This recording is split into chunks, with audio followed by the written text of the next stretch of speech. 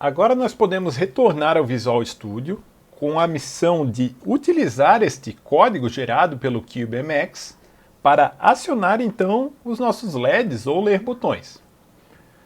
Eu vou navegar aqui em core main.c e a gente pode observar que esse arquivo aqui no main não parece ser muito diferente daquele que eu forneci para vocês inicialmente.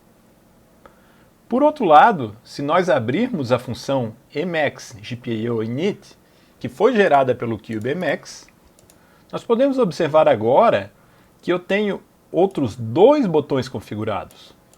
O botão que eu chamei de botão pin e o pino que eu chamei de LED pin. A gente pode observar também que ele está chamando uma série de funções aqui para fazer a configuração dos pinos. E a gente precisa entender que funções são essas. Essas funções formam a API da ST. A ST que forneceu essas funções para a gente.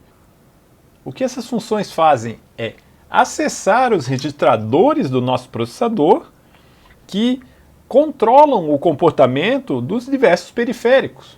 No nosso caso, no periférico de GPIO. Se eu for mais a fundo aqui, em cada chamada de configuração, eu posso olhar que LED pin, quando eu for aqui em Go to Definition, vai me guiar para o pino 7 da porta B, enquanto o botão pin vai para o pino 8 da porta A. Da mesma maneira como nós configuramos no CubeMX. Agora, só nos resta aprender a utilizar as outras chamadas de função da API que controlam os estados dos pinos. E para isso nós vamos observar a documentação dessa API. E é esta documentação que eu tenho agora aqui na tela. Nós podemos observar que todos os periféricos disponíveis para a nossa arquitetura são cobertos pela API. Mas o que interessa para a gente agora é o driver de GPIO. Se vocês fizessem uma leitura detalhada aqui desse capítulo, vocês aprenderiam a ordem de chamada das funções a fim de comandar os pinos de GPIO do kit. Especialmente se vocês vierem aqui na seção 20.2.2, que é como utilizar o driver. Para o vídeo ficar mais dinâmico, em vez de fazer isso, eu vou mostrar ali no exemplo como as coisas funcionam. As funções mais importantes para a gente é a função readPin e o writePin, que com o nome a gente já pode adivinhar o que faz, né? As funções acima delas, elas já foram chamadas pela IDE do CubeMX. Então a gente não precisa se preocupar muito com elas. Nós vamos dar ênfase então nessas duas funções aqui, continuando aquele exemplo que nós ligamos lá no hardware. Então, retornando para a minha função main aqui, eu vou refatorar esse código aqui para que a gente consiga piscar aquele LED que a gente conectou. Vocês podem ver aqui que este código já está utilizando a API de GPIO da ST. Por outro lado, eu vou apagar toda essa lógica aqui, só aproveitando duas funções que nós vamos precisar. A primeira delas, então, é a função howGPIO_writePin. Eu poderia ir lá na documentação para entender o que são esses três parâmetros que ela recebe. Outra dica é eu parar o mouse aqui em cima e já vai aparecer uma descrição aqui na tela de cada um dos argumentos que a função recebe. É meio intuitivo se formos olhar. O primeiro parâmetro da função writePin é então o grupo de GPIO que o nosso pino pertence. Se nós lembrarmos, nós ligamos o nosso pino, eu vou até escrever aqui, né? LED.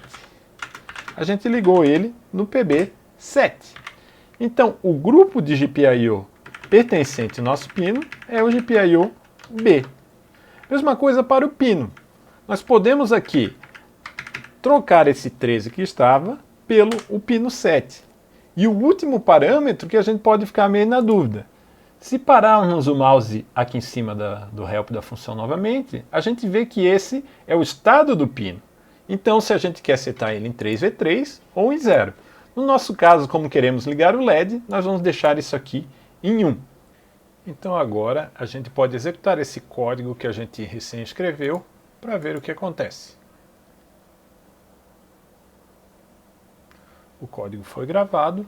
Vocês podem observar que quando eu aperto o Run, eu tenho dois LEDs acendendo.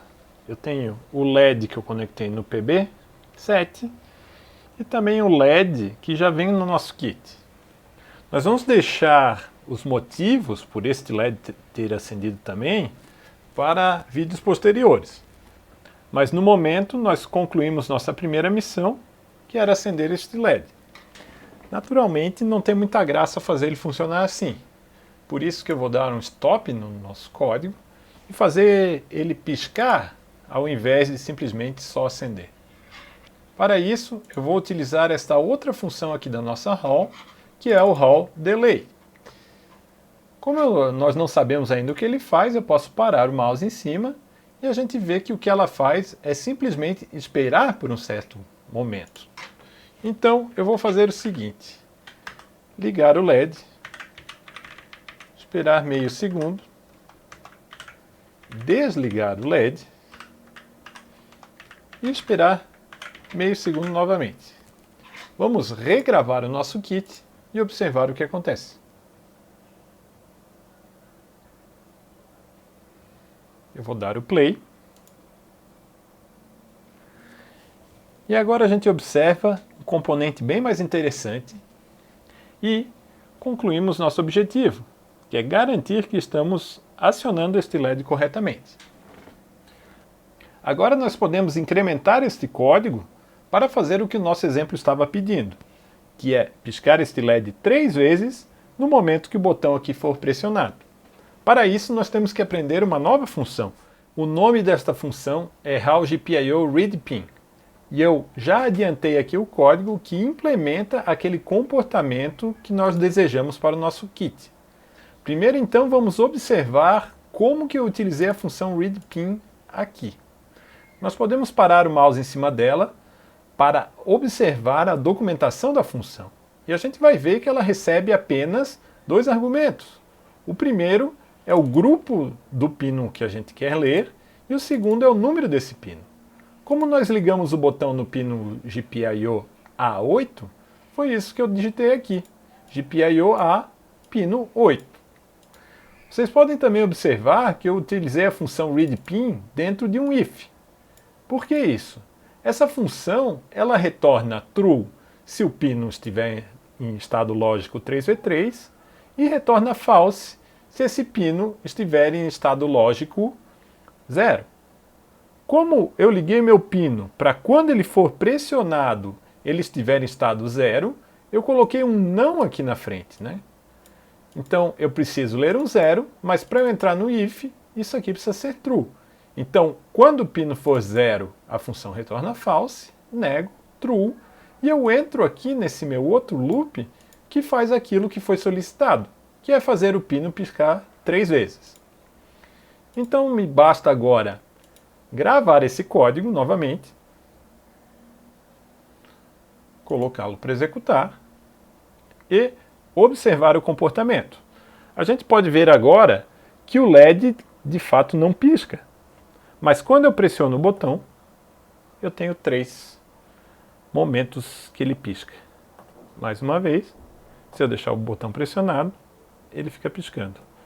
E assim, a gente conclui nossa atividade de aprender a usar os pinos de GPIO tanto para escrita quanto para leitura.